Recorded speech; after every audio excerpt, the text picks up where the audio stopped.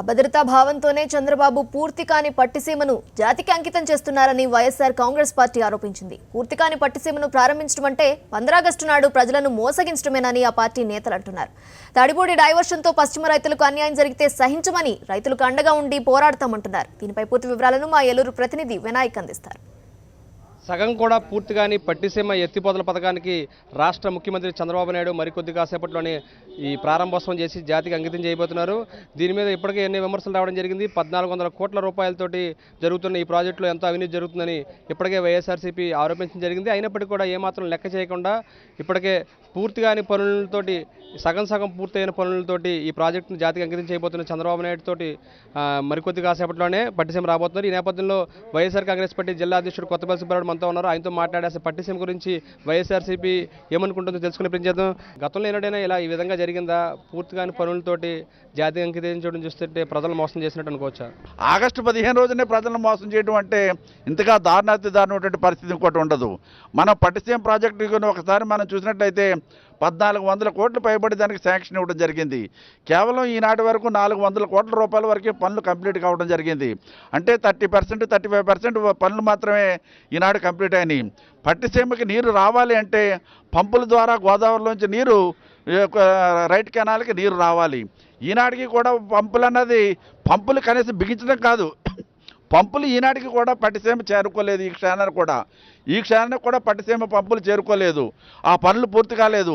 ఏదైతే పంపులు రావాలో మరి వేరే ప్రాంతాల నుంచి ఆ పంపులు ఇంతవరకు కూడా పట్టిసీమ చేరుకున్నప్పుడు ఏ విధంగా దాన్ని జాతికి అంకితం చేస్తానని చెప్పడం ఇంతకన్నా సిగ్గుచేటు ఏదన్నా ఉందా?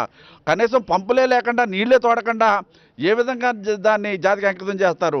అదేవిధంగా తోడినటువంటి ఈనాడు డైవర్ట్ చేసి పక్కనున్నటువంటి తాడిపూడి నుంచి ఏదో అక్కడ ఉన్నటువంటి లిఫ్ట్లోంచి ఏదో డైవర్ట్ చేస్తాం, ఏదో ఓపెన్ చేస్తామని చెప్తున్నారంట. నువ్వు ఇనాగ్రేట్ చేసేది పట్టిసీమ ప్రాజెక్టు, మళ్ళీ తాడిపూడి రైతుల నోట్లో కూడా మట్టి కొట్టే విధంగా మళ్ళీ వాళ్ళ నీళ్లు కూడా మళ్ళీ ఇందులో పోస్తావు. ఆ నీళ్లు కుడికాలం నుంచి ఎక్కడికి వెళ్తాయి? తమ్మిలేరుకు వచ్చి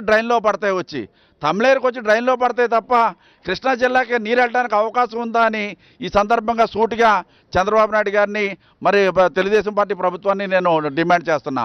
సార్ మీరు చెప్పండి, మీరు మెట్ట ప్రాంతానికి సంబంధించిన మాజీ ఎమ్మెల్యేగా ఉన్నారు. తాడిపూడి ఎత్తిపోతల నుంచి దాన్ని డైవర్ట్ చేసి పోలవరం కుడికాలువ ద్వారా నీరు పంపిస్తామని చెప్తున్నారు. దీన్ని ఏ విధంగా అర్థం చేసుకోవచ్చు? మెట్ట ప్రాంత రైతులకి నష్టం చేకూర్చే విధంగా జరుగుతుంది అనుకోవచ్చా? తాడిపూడికి వాళ్ళు 9 మోటార్లు ఉన్నాయి, కేవలం 4 మోటార్లు 3 మోటార్లు దాన్ని సరిపోతున్నాయి అంట. సరిపోయినప్పుడు దాన్ని అధ్యయనం చేసి ఆ 5 మోటార్లను డైరెక్ట్గా ఈ పట్టుసీమకు వాడుకుంటే బాగుండేది, మళ్ళీ మోటార్లు కొనే ఖర్చు లేకుండా. దీనికి దుబారా ఖర్చు చేసి రాత్రి పగలు హెలికాప్టర్లో తిరిగి ఆగస్టు 15కి ఓపెన్ చేస్తున్నాం అనేది అది పచ్చి బూతు, అబద్ధం అనేది ఈ ఆగస్టు 15 సందర్భంగా జాతి అందరికీ తెలిసిన విషయమే.